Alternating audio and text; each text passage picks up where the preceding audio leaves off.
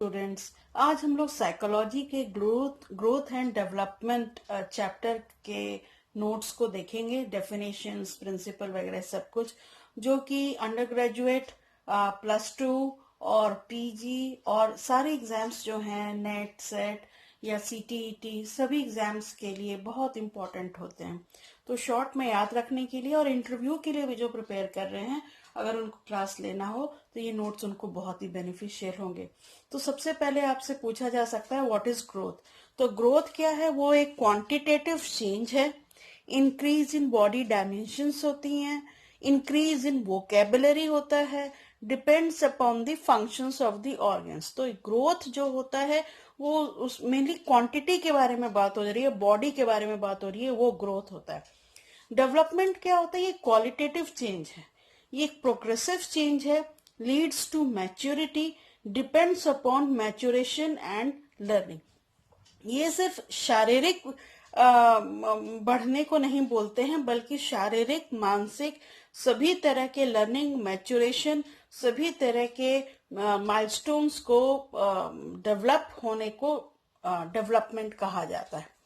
अब इसमें जो है ये कुछ प्रिंसिपल्स होते हैं, जैसे कि डेवलपमेंट इन्वॉल्व्स चेंज ऑब्वियसली किसमें चेंज होता है? साइज में, बॉडी प्रोपोर्शन में, डिसअपियरेंस ऑफ ओल्ड फीचर्स, जो पुराने कैरेक्टरिस्टिक्स हैं वो डिसअपियर होते हैं और अपीयरेंस ऑफ न्यू फीचर्स आते हैं। सेकेंड है early development is more critical than later development. सही बात है, जो 5 साल तक जो है हमारे ब्रेन का 80% विकास हो जाता है। तो अर्ली डेवलपमेंट अगर अच्छे से हो रहा है तो ऑब्वियसली बाद के जो डेवलपमेंट है उसका उतना असर नहीं पड़ता है। मेनली अगर बचपन में ही, अगर शुरू में ही अर्ली डेवलपमेंट अगर कुछ प्रॉब्लम आती है तो बच्चा डिसेबल्ड तक हो सकता है।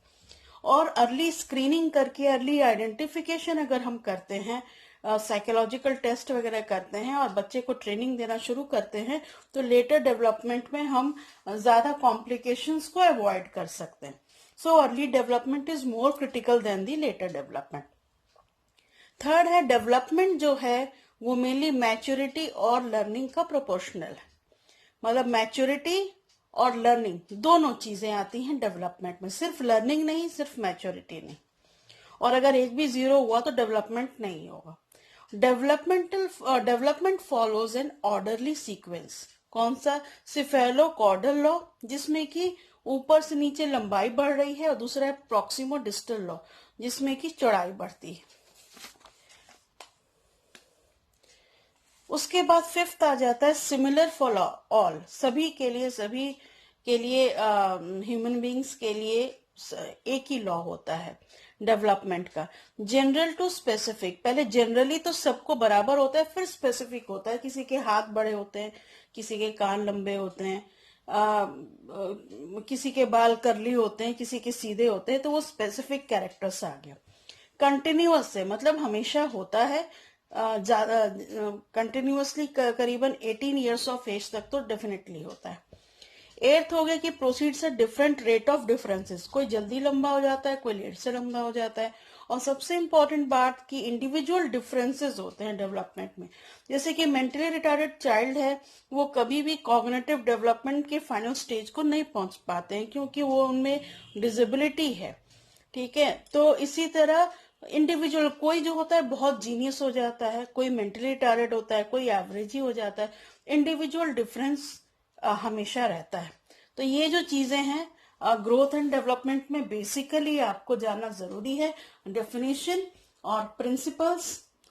फिर मिलते हैं नेक्स्ट में, पढ़ते रहिए, एंजॉय करते रहिए। Thank you.